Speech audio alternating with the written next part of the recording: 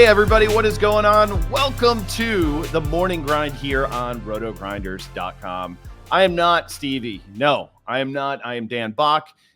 The old school grinders know who I am. I used to do a podcast back in the day. Now I've moved up into the corner office and, I break down numbers, but the opportunity to talk with the CEO of what is clearly the fastest growing and arguably the largest daily fantasy company out there today, it brought me back to my roots. So I needed to dust off the pipes a little bit, bring back the radio voice, because Adam Wexler from PrizePicks is going to join us.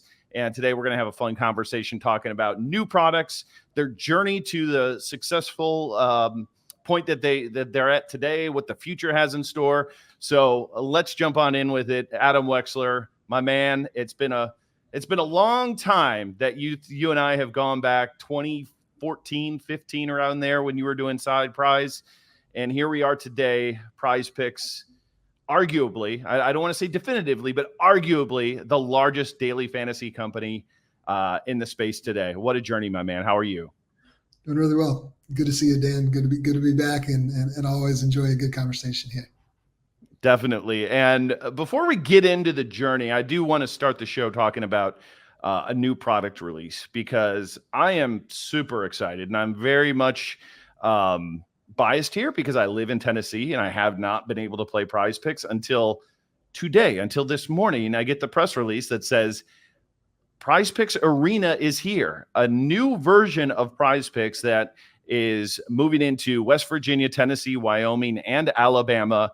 And it's a peer versus peer version of the game that people have come to love all throughout the country. Explain to me a little bit about PrizePicks Arena, why you guys did it, and exactly, how this works. Because I think in my initial experience with it, it's not too much different from what I was playing, in Florida a year and a half ago when I was on PrizePicks.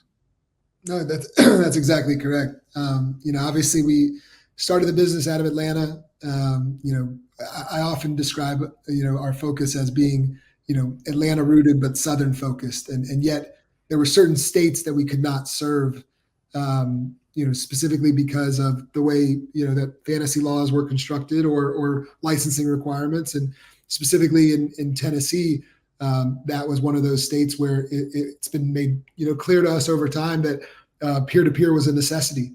And Tennessee's not alone. There's a number of states throughout the country that have made it pretty clear that the only way that we were going to be able to operate there with a real money game would be peer-to-peer. And so, we've always had it in mind that our flagship game, that where we've been able to serve, roughly 30 states, about 70% of the country, at some point we were going to want to expand our map. And 2023 is when we really got moving on innovation, in that direction. And, we released a free-to-play product in Michigan, last fall. And then the big one that we've had in the works for a while now is this peer-to-peer concept. And we brought in some really great talent to help lead the charge here.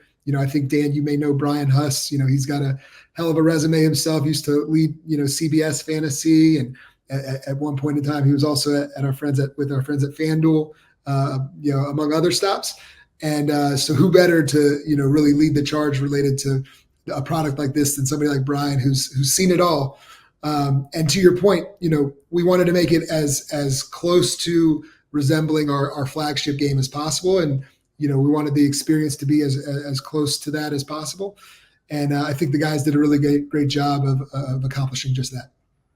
Yeah, I threw some entries in for today. I'm excited to see kind of what the sweat experience is around it compared to what it is previously, because instead of competing against the house per se, we're competing against other people who have the same buy-in entry as I do, the same number of entry legs as I do. So it's going to be interesting to see.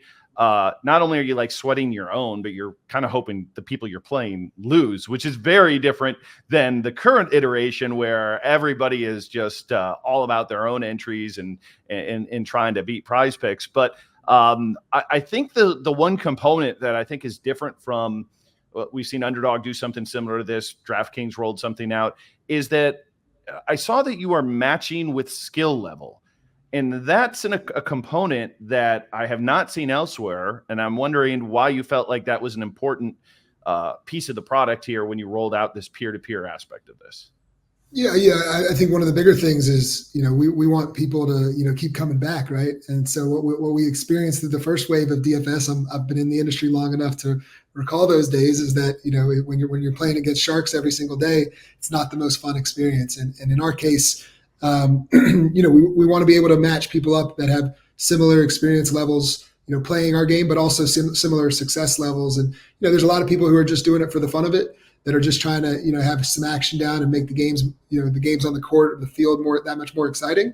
There's other people that are really trying to profit off of this on a day in, day out basis. And so being cognizant of that and having people involved in the, formulation of this product that, really date back in the DFS community, definitely was a big consideration as well. So we're going 4 states with this. And one thing that I think is going to be important for this product is to reach scale, because again, we're matching users up. So the more people you have, the more contests you can be in, because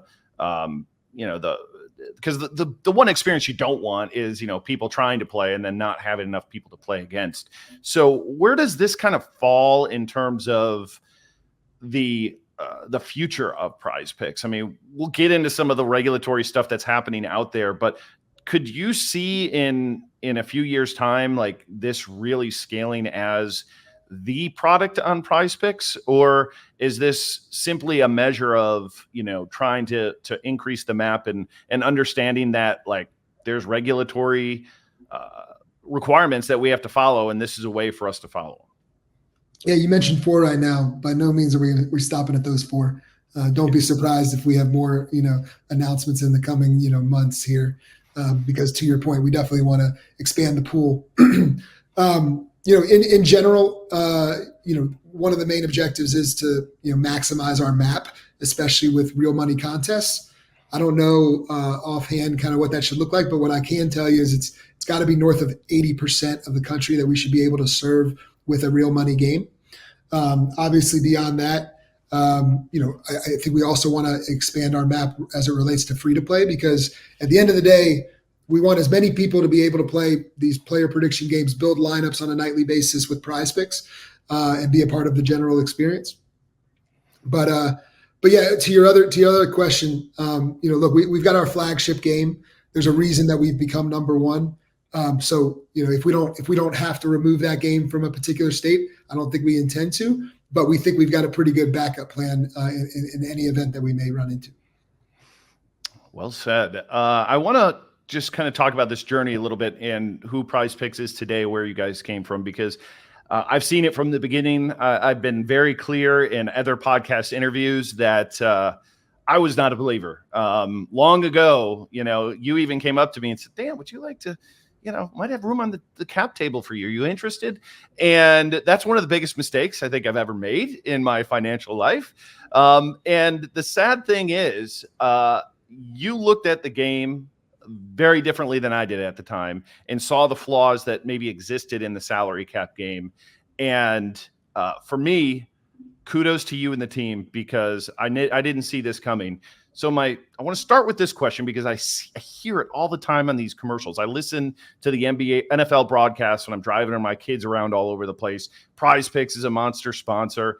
7 million people have played PrizePicks. 7 million people. Well, what is the number? How big is PrizePicks? How many users have you guys signed up? Because 7 million is a number way above what I was expecting it to be. I don't know if I can share numbers, but let's just say got to be at least 7, right? Like, I mean, you said it on the commercial, right? Our database exceeds 7 million. I can confirm that, and we've got some interesting milestones, in front of us as we wrap up this football season. But let's just say, probably the thing that impresses me and the thing that I'm probably most proud of about our adoption is actually our retention and how many people are active on a monthly basis. I mean, there's a 7-figure number that are active on a monthly basis playing our game.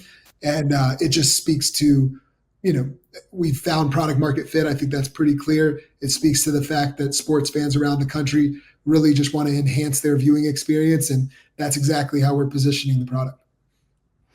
So what was the inflection point for you where it like completely turned? Because those early days of PrizePicks, you can acknowledge they were tough. I mean, it took a lot of time for this product to get to a point where, we've seen widespread adoption. I mean, this is not a new business. You started, 2015, I think, right around there, 2015, 2016. And I think just within the last 3 to 4 years, we've seen just the momentum grow. What was that point for you, and why do you think it's happening? Because again, this isn't a new business. So why now and not 8 years ago?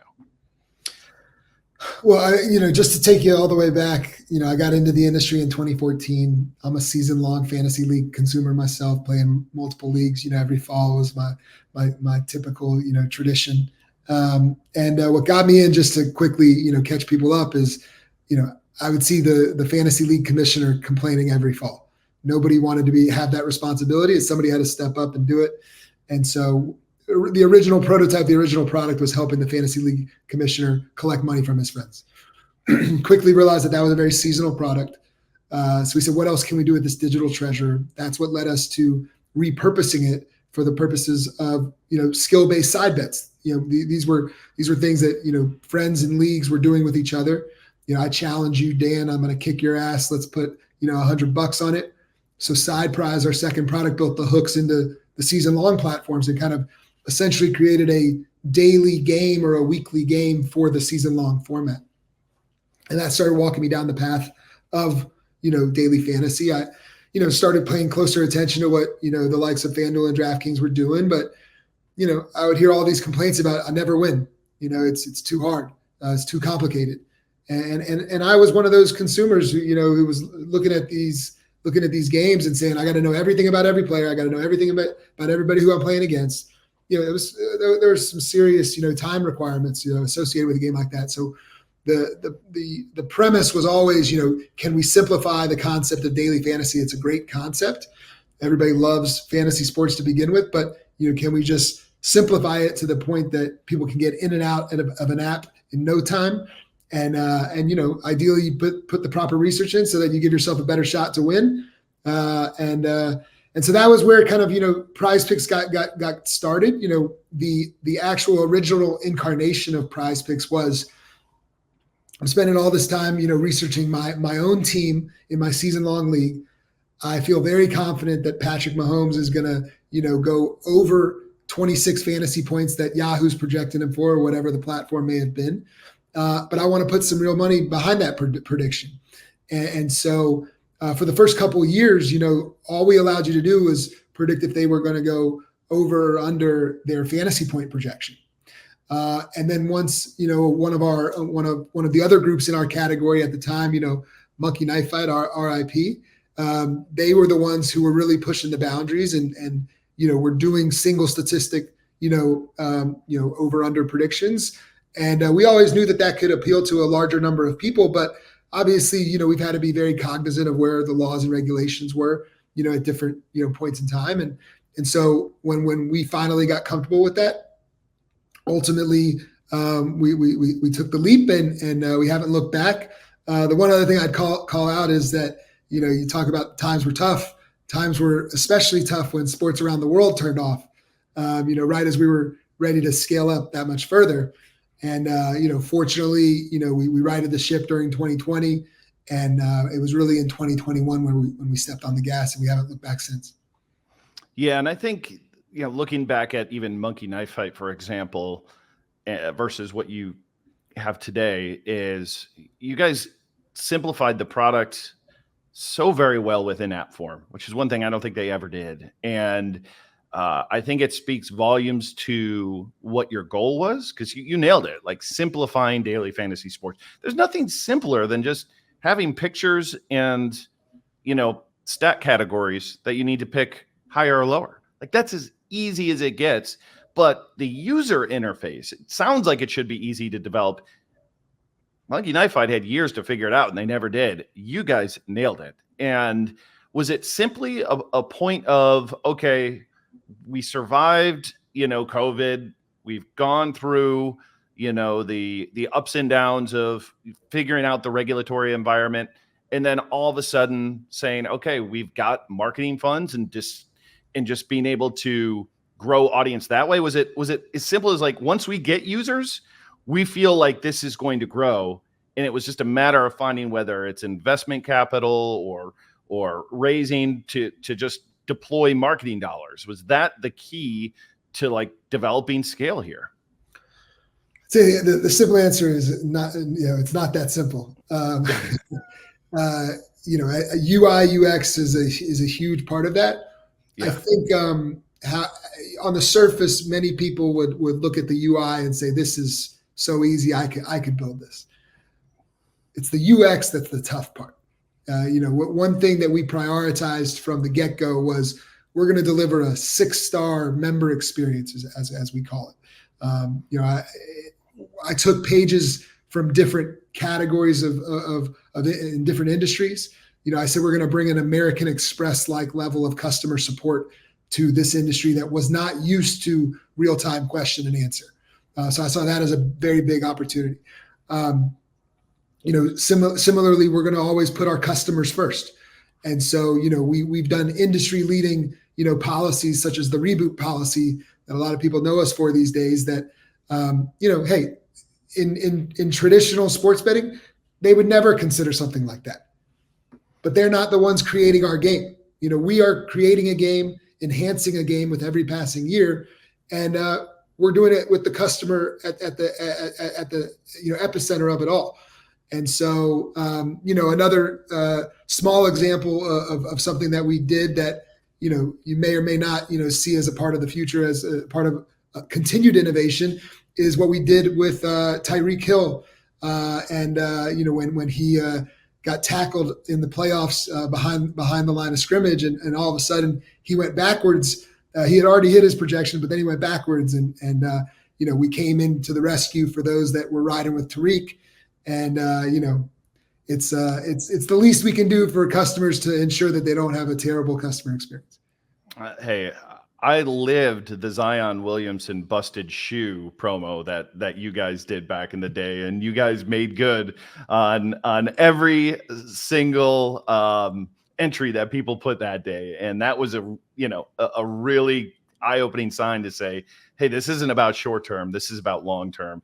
And I don't have the quote in front of me exactly, but we interviewed Nigel, the co-founder of FanDuel, not long ago, and he had some really kind words about PrizePicks. And one of the things that he said in particular was, the one thing PrizePicks has done better than anybody in this space is they figured out community, which is a testament to you and your team. I mean, not too many large businesses out there link their Discord on their apps like you guys do. You've built an amazing Discord community, but beyond that, there's been hundreds of Discord communities about PrizePicks built separately. And, to me, that is a massive differentiator for your guys' product, is the tribalism that people have when they play it.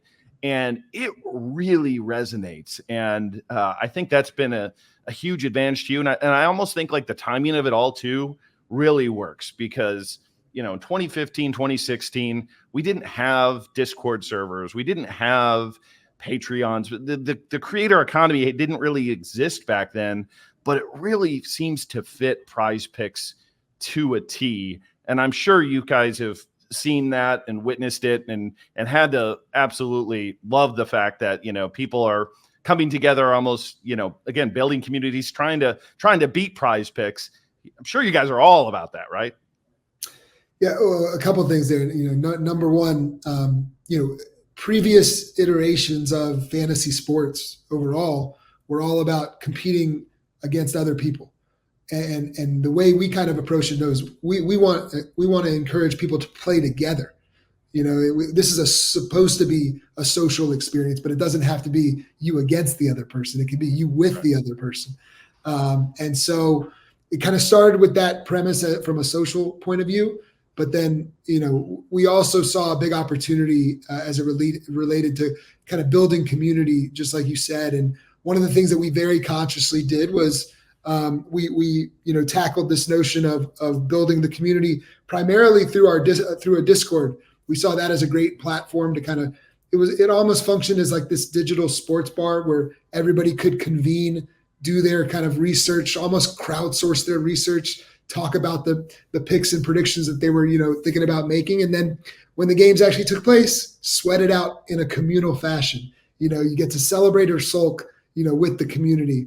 And not only that, but, one other thing that I'll kind of edit that you said there is we never wanted to be viewed as the enemy. At the end of the day, we're an entertainment provider. And I think one of the best examples that I can, emphasize that with is what we do for like Taco Tuesday. Right. So we don't have to give these discounts. We don't have to give you a better chance to win, but we want to. It's become a tradition with PrizePicks. And not just that, we want you to determine who's going to get the discounts, who's going to, get the best opportunities to, for those picks to hit, because you've got, greater than 50% odds on these. And so we put it up to the community to make those determinations. And that allows the banter to go back and forth and the explanations about why it would be great to have this discount on that player as opposed to that one. Once again, everything that we're doing is very, communal oriented. And we want to make sure that, once again, we're not viewed as the enemy, but more so as just the person who's here to show you a good time. I love it. And I really also, again, not just to shower you with compliments, but it's hard not to when you look at your business and how successful it is I think the way that you guys have the strategy you guys have taken in terms of how to market and who to market to is very different than what we've seen elsewhere. You guys have done a really good job partnering with influencers, and it's not always about necessarily people who may want to put money on a game. It's basically just, does this person like sports? And we've seen it even recently, a deal with the Kelseys on their podcast, a deal with the OGs, down in South Florida and their podcast. And, it's very clear that like, hey, we're just looking for people who like sports and people who, and finding a brand that has their own little tribal following. And I think it's really unique that you blend that with still being able to do large partnerships with the NFL on radio or all the different TV ads. But I think at the heart of it, from my perspective, a lot of those smaller deals that you might have done with influencers has paid off 100-fold for you, because those guys just, it's clear. Like I see it all over YouTube. Like it's, everybody has got their communities, and I really want to like give you and your team credit for noticing that and saying, hey, we're not going to follow the same, blueprint that FanDuel and DraftKings did when trying to scale their fantasy products, because yours is very different, and you recognize that. And I think you made some really good decisions along the way. I really appreciate that. And yeah, believe me, we got a whole team to thank for the collective decision. I'm the one in my role that just needs to make sure that we are positioned to be directionally correct. And as long as, we infuse the right things in our DNA from day one, and then, adjust it along the way. I'll give you a perfect example. One thing that I thought you might be kind of veering into is the fact that this product was actually originated as an add-on to the season-long format, right? But one of the things, and I should say more specifically, season-long fantasy football leagues. But one of the bigger things that we learned over the years was that actually this is the product that has largely solved the void that was fantasy basketball. Fantasy basketball had never figured out, like you saw the NBA just rising in popularity, and yet fantasy basketball was not. And I think that was largely attributed to the fact that there was never a format that you could really pair with it to really enhance the sports viewing experience. And I think that our simplified version of daily fantasy did just that, because the common refrain is, do you think LeBron's going to drop 25 tonight or not? And that's the essence of our game. And so when you build a lineup of those predictions, it's something that a lot of basketball fans can really latch onto. So I get asked a lot because I love industry talk. It's kind of what I grew up doing here on this podcast long ago. And a lot of people are like, what's the storyline of 2024 and in the world of pay for play sports, fantasy sports, gambling? And for me, it's like, what is going to happen with Pick'em DFS? Because we have seen that the game has become under fire from regulators in a number of states. Michigan in particular, which is a story I don't even understand how all of a sudden for years you were looked at and as just perfectly fine fantasy product, paid your taxes like the other fantasy operators, and then one day they said, nope, this isn't what we meant, even though for years you guys have been operating there. What is happening here? Why is Pick'em Fantasy coming under fire from so many different gaming regulators or attorney generals or whomever else is trying to change the way people can play Pick'em Fantasy out there? Why is this happening? Yeah, well, I called it out in a recent interview, and I'll kind of repeat what I said when that was published at the beginning of the year. What caught me by surprise was that the states where it became that much more debatable was the states where we already possessed licensing, and we had already gone through all the process to get licensed and be a good tax-paying citizen. And so, some things that came out were that at this point have been proven factual. Is take Wyoming, right? There was a cease and desist that was sent to Pick'em operators out of Wyoming, but it was then discovered that there was a lobbyist on behalf of some of the incumbent daily fantasy operators that had specifically repeatedly asked the AG to take action on our companies. And so let's just say, the incumbents have been trying to, they've been taking notice of our success and our growth. And they've been, because they haven't felt comfortable taking part in our category, they would, rather resort to some anti-competitive behavior to try to, squash our growth. But, as I also said, were you about to say something? I mean, well, how does that make you feel though, as somebody who was on the FSTA board for years, especially in 2015, 2016, where the FanDuels and the DraftKings of the world were on the brink of going broke and having it banned all throughout the country? I mean, we all can remember back to that time where, New York outlawed it. It seemed like we were on the brink of just losing DFS altogether. And you were part of this organization that, brought people together, brought the operators together, brought the fans together and said, we're not going to let this happen. And now these same people that you worked with to achieve this goal, which made many of these people and these businesses worth, billions of dollars, are now like, no, we're going to go against these guys because they're getting too big. From a personal side of things, I'd be pretty disappointed about that, because I know you were in the, you were into it. Like, this wasn't like you're just an outsider who started a popular company. No, you were, fighting with these other businesses years ago. And now years later, it's like, forget about that. Like, we're going to take you down because you're becoming too big. That's got to be hard on you. I would think so, a little bit from a personal angle.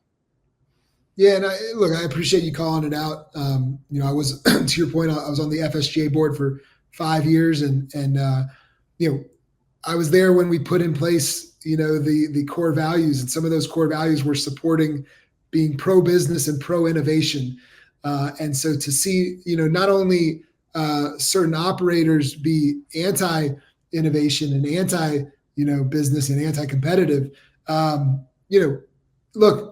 The thing about our category that I can't stress enough is that it's not a winner take all. We have direct competitors inside of our category, and we're not being anti-competitive with them. So the approach that I could see why there was that angle was kind of infused in DFS salary cap, because it was a little bit of a winner take all, kind of, Right. category. But you don't have that with this one. And this one, at the end of the day, the people that lose the most, especially when games are taken away from them that they love to play, are the sports fans. And I think we're losing sight of that, while there's these technical debates, that are taking place. And once again, many of these debates that are, being discussed at the regulator level are not because many regulators woke up one morning and took issue with us. It's because they were seeded by some other competitors that are just being anti-competitive. Yeah. And I think, like we alluded to a little bit earlier, is, this PrizePicks Arena game. I feel like, and you alluded to it as much as you can, like, this is our quote unquote, not backup, but this is a way for us to understand what is happening and what could potentially happen further in the future, and have a plan. So therefore we can still operate this game that people enjoy to play. And, I'm not surprised to see it. It was just a matter of time. And I hope everybody out there gives it a chance. But I want to kind of now move forward a little bit, because there's one thing that's very obvious. Like, we maybe were pretty critical of them here today and some of the stuff we talked about, but FanDuel and DraftKings, without question, are the top two sports betting companies in the United States today. They both also came from the world of daily fantasy, which is where PrizePicks lives today. PrizePicks is arguably bigger, and definitely bigger, than FanDuel and DraftKings were years ago. Probably bigger than them they are today, if you looked in terms of maybe pure users and the DFS side of things. So the question has to be, like, is there plans for PrizePicks to make that change, like we've seen these other DFS operators make, and not necessarily pivot, but offer a sports betting product? Because we've seen the success of brands, established brands, make this change and become super, super successful. So I'm not expecting you to say, yeah, we're going to do it tomorrow, but you can't be naive to the fact that, we've seen this blueprint before and work. And you guys right now are in a great, great position to potentially follow that lead. I can tie a number of things that we've discussed kind of, together here. Number one of the biggest reasons for our success to date has been our laser-like focus. We are as focused, if not more focused, than any other operator on just doing one thing and doing it incredibly well and being the best in the world at that.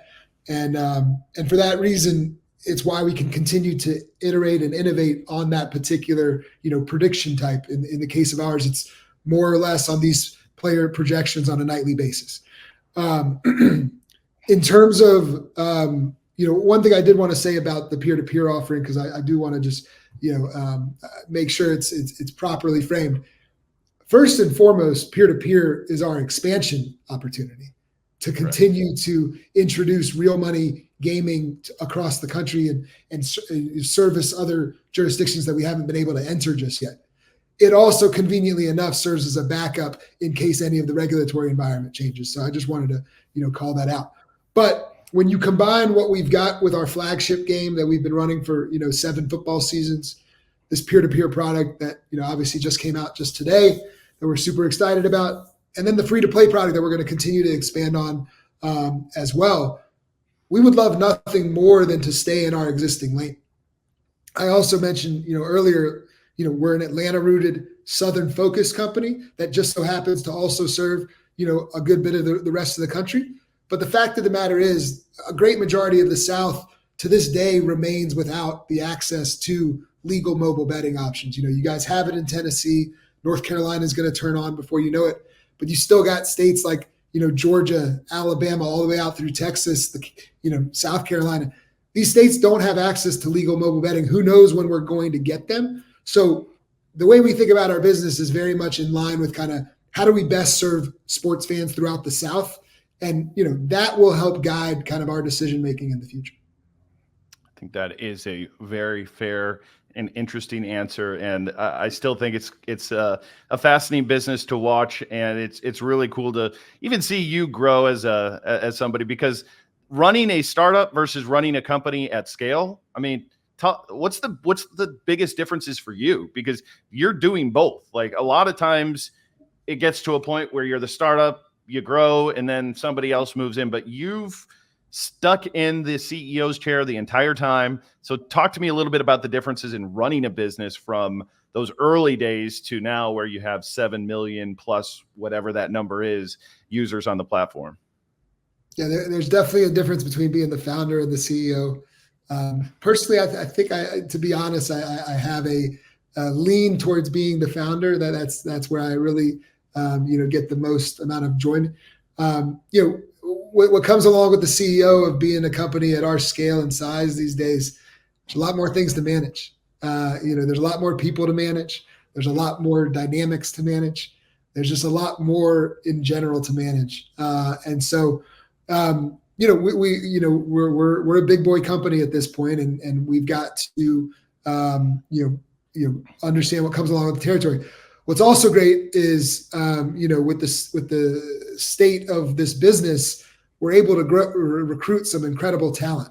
So the people that we've brought on board, especially over the last year, just the caliber of people across our organization, from, not just within the industry, but, we're bringing in people that have, places like Meta and Uber and all the great media companies, into this business. There's so many great, minds at the table now. And once again, it's my job just to make sure that we're going directionally correct. And I trust that the team's got it from there, largely speaking. Well, looking at the success of the business, I think you're guiding it in the right spot, and the team is executing, because the growth is phenomenal, bigger than I would have ever thought. And I think it's just the beginning too, depending on what the future looks like in the real money gaming space. So, Adam, it's a pleasure to talk again. We've had these conversations in the past. First time we've done it, I think, maybe ever in a podcast, but congrats on all the success. I'm excited to get back into the PrizePicks streets here in Tennessee with the new PrizePicks Arena game. So again, that's West Virginia, Tennessee, Wyoming, Alabama, and likely more to come down the road. So keep your ears out, and be sure to check out that PrizePicks app. Thanks again, Adam. Great conversation, my man. Appreciate it. Thanks for having me, Dan.